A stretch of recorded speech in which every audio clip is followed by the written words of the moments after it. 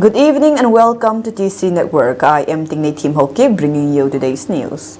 Today's top headlines include Manipur police searching and hounding HS Benjamin Mati over Chief Minister Biren Singh audio leak. Tissue transplant will soon be available at GMCH, Mizoram Health Minister. Heavy fighting in Kyun Panda and Minta villages of Tamu Township since few days ago.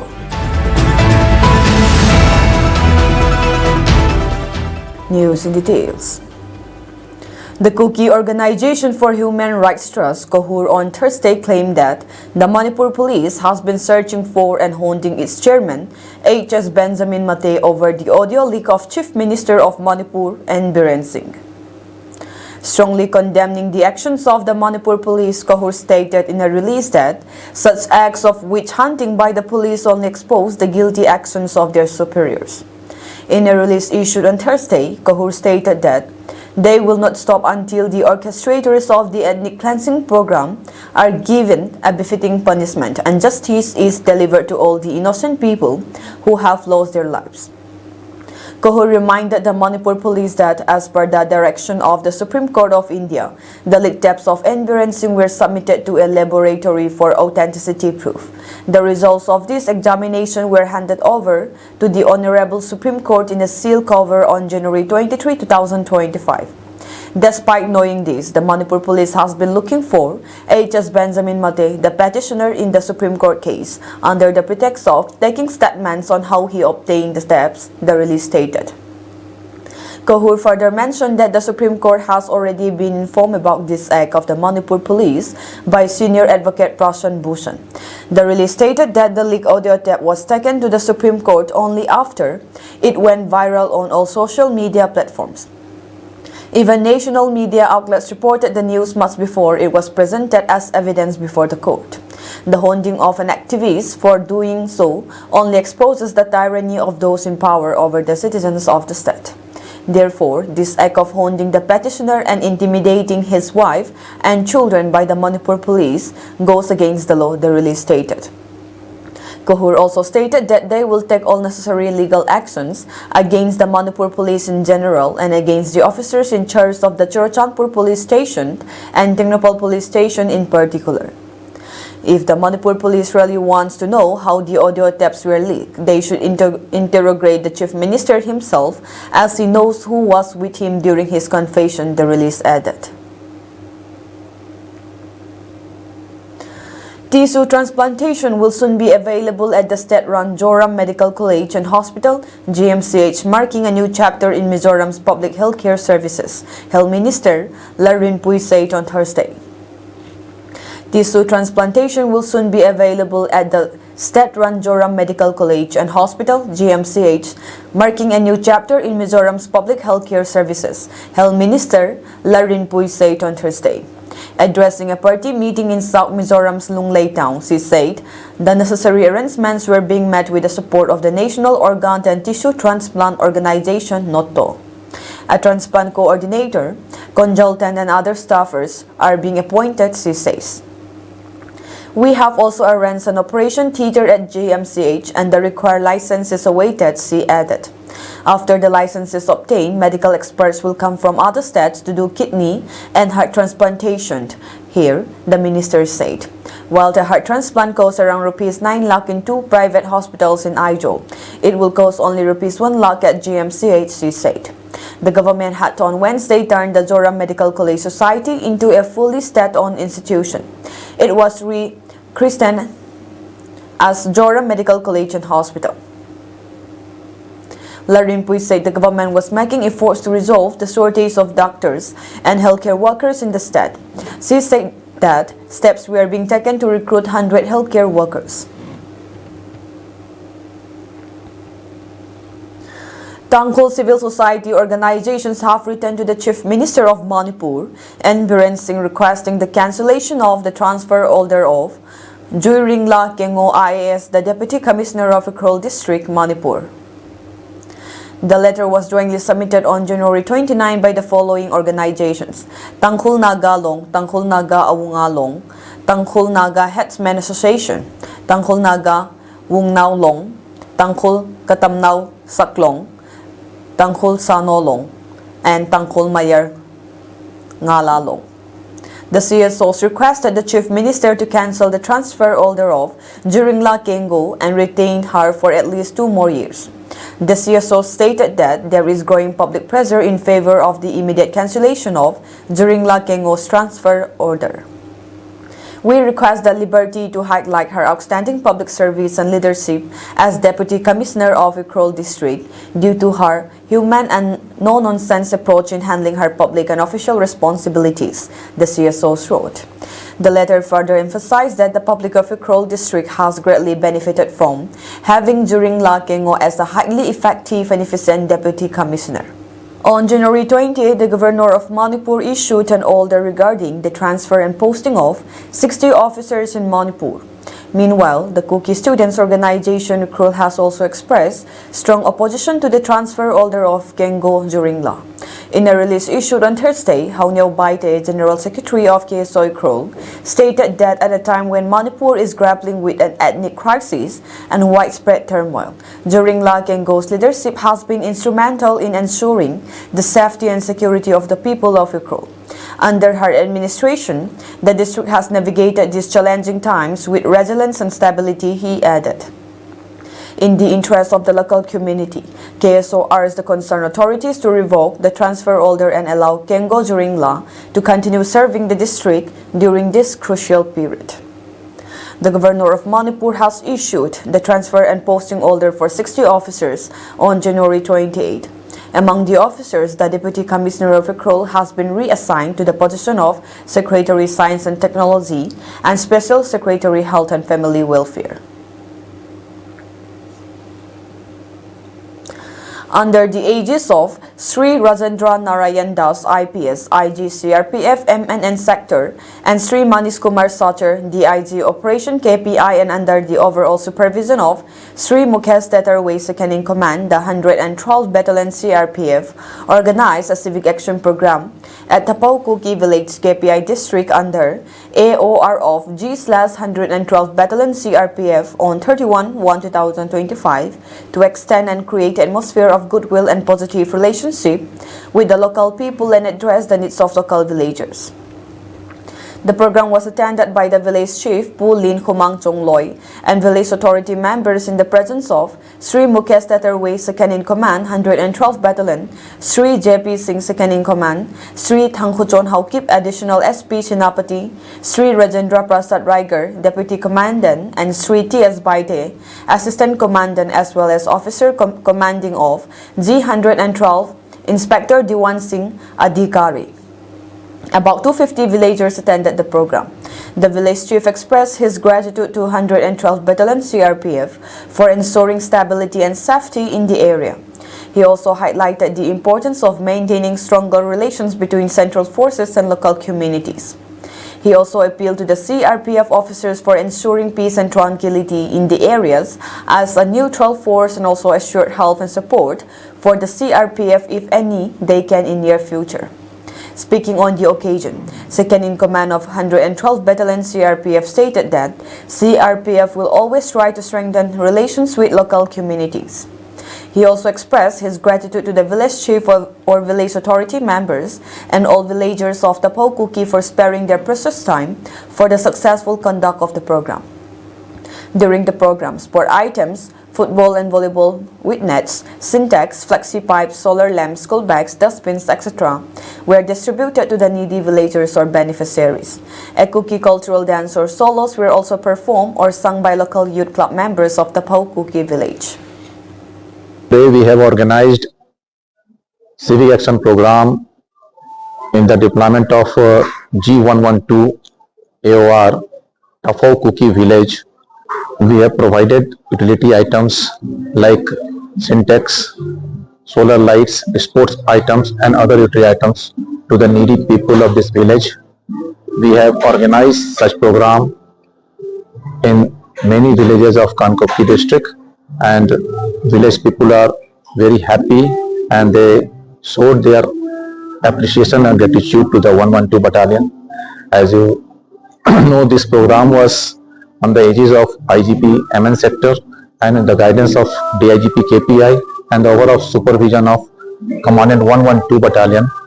It is a series of civic action program we are organizing since last 1 month.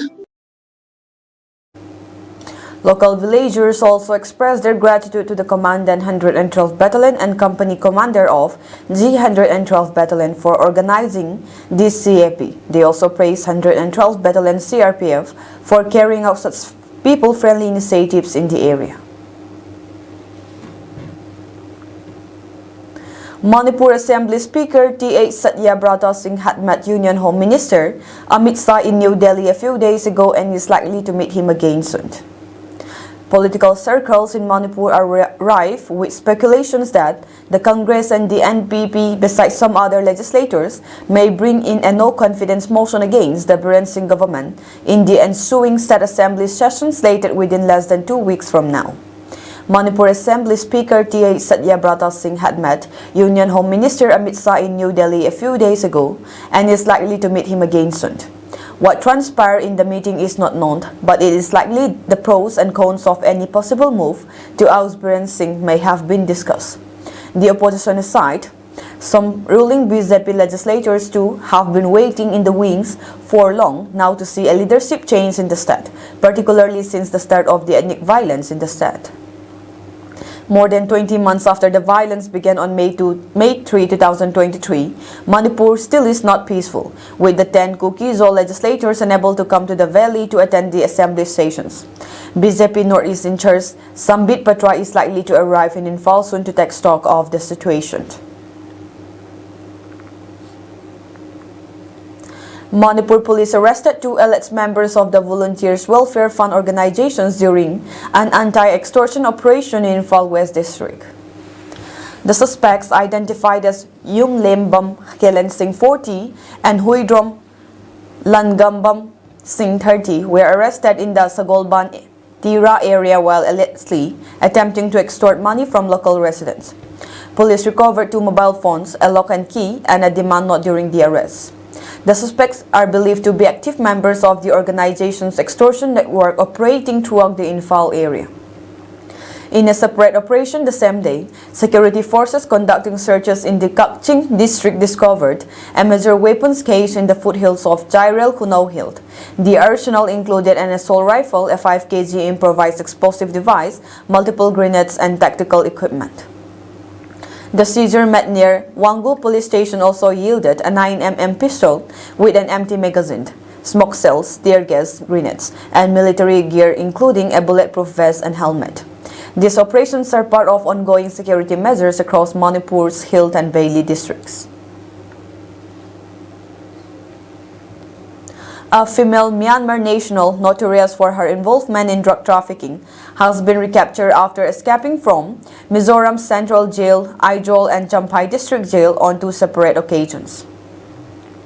The fugitive, identified as Lalchan Moy Elias C. Moy, 44, a resident of Homoy, Myanmar, was finally apprehended by local volunteers and handed over to Champhai police on January 29. Lalchan Moy first escaped on November 30, 2023 from Central Jail Aizawl along with 2 other female inmates. She has been convicted under Sairang Police Station case number 5/21 dated March 15, 2021 under sections 21B/29 of the NDPS Act for possession of 59.54 grams of heroin. A case number 341/23 dated November 30, 2023 under sections 224/34 of the IPC was registered at Vivacon Police Station regarding the jailbreak. Following her initial recapture, she and another escaped inmate, Larot Sangi, were sent to District Jail Champhai on May 12, 2024. After being convicted under Champhai Police Station case number 95/2024 dated May 8, 2024 under section 21C/29 of the NDPS Act for possession of 250 grams of heroin. However, on December 18, 2024, she escaped again from Champhai District Jail with another inmate, Van Suimi alias Suinufeli, 36 of Tahan, Myanmar.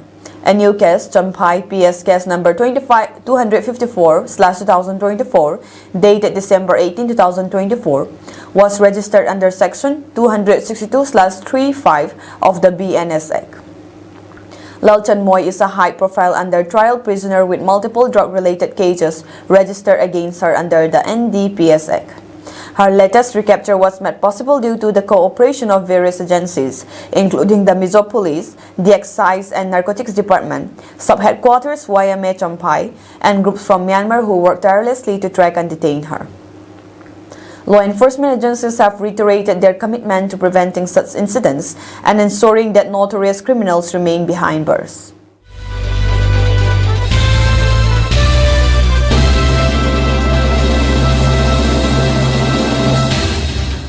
PM Modi today said that the upcoming budget will drive India's goal of becoming a developed nation by 2047. He also said that this is the first parliament session without foreign interference since 2014.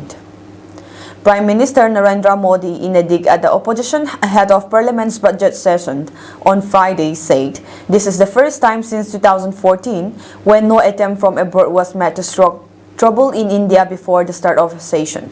You must have noticed since 2014, this is the first parliament session with no Videshi Chingari, foreign interference in our affairs, in which no foreign forces try to ignite the fire, he said in a swipe at opposition parties. Speaking to reporters outside the parliament, Prime Minister Narendra Modi said with his government tabling its first full-fledged budget on Saturday in its third term, he prayed that Goddess Lakshmi, who is associated with wealth, will bless the poor and middle class. I pray that Ma Lakshmi continues to bless the poor and middle class of our country. It is a matter of great pride that India completed 75 years as a democratic nation. India has established itself well on the global pedestal, the Prime Minister said. PM Modi also expressed confidence that this budget session will infuse new confidence and energy in attaining the goal of Viksit Bharat by 2047. This is the first complete budget of my third term. I can confidently say that in 2047, when India will complete 100 years of independence, India will fulfill its aim of Viksit Bharat, and this budget will give new energy and hope to the nation, he added. He said his government has been working in a mission mode in its third term for an all-round development, asserting that innovation, inclusion and investment have shaped its economic agenda.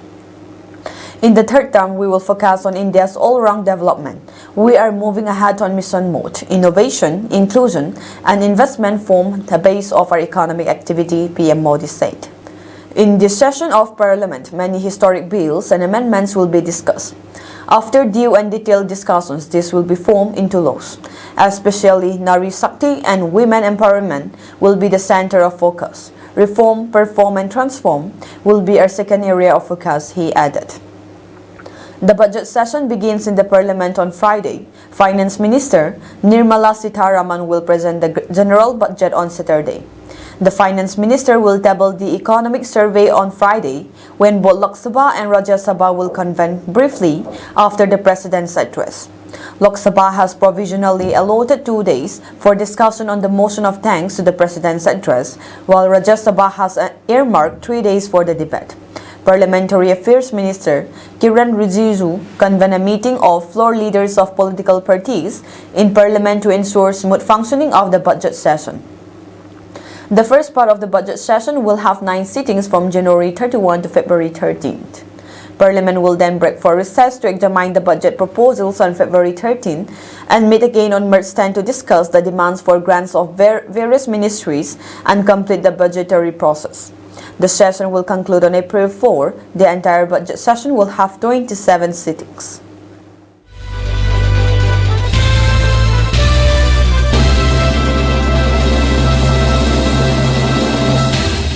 Sagang, where the fighting is fierce, according to a news source, on January 30, revolutionary forces intercepted a 150-strong military council convoy that had arrived to reinforce Mintha village and Kyungpanda village in the upper part of Tamu city near Wetsu village, killing 5 PLA officers. It started at 10 in the morning and calmed down at 5 in the evening. One officer and 4 soldiers died, a local told Zalent. Manipur Info Times confirmed the death of the Indian separatist PLA captain, Captain Koiring, a leading commander of the UNLF, was seriously injured and died during the battle in a battle near Khun Tong village, a few kilometers away from Khun Tong village, near the Indian-Myanmar border, it said. In addition, in the battle between Minta and Kyung Panda village, a local news source said that a kid officer and several soldiers were killed. With the military council troops firmly stationed in Minta and Kyung Panda village in the upper part of Tamu. Pyu Sohoit, SNA, PLA, Ket Thuong Ro, Manipur Separatist and SCNIM, Ket Thuong Ro, the Tamu District Revolutionary Army, and the KNAB Kuki National Army plan to attack the Manipur Separatists and SCNIM Tangkhul Naga joined forces on January 27th, and the fighting continues to this day. On the other side, the Tamu District Resistance Forces started attacking the military camp of Panda village on the 30th of Tamu, Kale Street. According to local sources, the fighting is fierce near Tamu City, and the military council is providing air support. From January 27 to January 29, the revolutionary forces are said to be attacking the military council's base camps in Khun Panda and Minta village of Tamu Township. The battle is taking place in Kyun Panda and Minta villages in the upper part of Tamu City. Yesterday, the joint forces of the Sani Army SNA, including an officer, were killed. I heard that both sides suffer a lot, a person related to the military in Tamu district told Public Spring. Military Council Army in Kyun Panda and Minta village. It is also reported that SNAS has been deployed with a total strength of about 600 and Naga militia and SCNIM. It is reported that the military council camp in Kyun Panda village has been captured, but the Public Spring has not yet confirmed and is still in touch with the local revolutionary forces. It is known that a lot of dogs died because they shot at each other with a jet fighter last night, Tamu In-Depth News wrote. The military council and the military base of Pu Pao forces are being attacked by the regional joint forces of the Sagang People's Defense Forces and the Kuki National Army KNAB. In order to take over Tamu City, the Joint Revolutionary Forces will need to capture the military council camps in Kyun Panda and Minta village in Tamu Township, including the military council camps in Pataso and Hejin Base, according to local news source Ho Somton. In Tamu district, bordering India in the western part of Sagang division, including Tasu New City and Khamburi. The cities of New City and Khamburi have already been occupied by the revolutionary forces. It appears that the NUG rebels, PDF, KNAB, KIA and other EAOs are carrying out an encirclement operation around Tamu. They have blocked the southern approach to prevent reinforcements and have also cut off the northern area. Now they seem to be attacking the junta's outposts, including those manned by the SNA, PUSO, and Manipur-based rebels in an effort to clear defensive pockets and isolate Tamu town.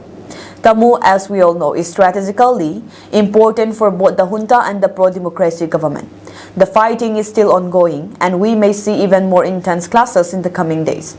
Most areas in Sagang and Kachin are now under the control of pro-democracy rebels, while Chin and Rakhine regions are also largely held by them. The offensive toward Mandalay has already begun, prompting the junta to relocate its military training institutes towards central Myanmar or Yangon. If the intensity of the fighting increases, Meitei rebels in Myanmar will face severe risks. It will become difficult for them to flee to India, while staying in Myanmar will also be dangerous. The Meitei rebels have no way of receiving reinforcements, and the junta is unlikely to send troops, relying instead on airstrikes to counter the offensive. That is all for today's news, and have a pleasant evening ahead.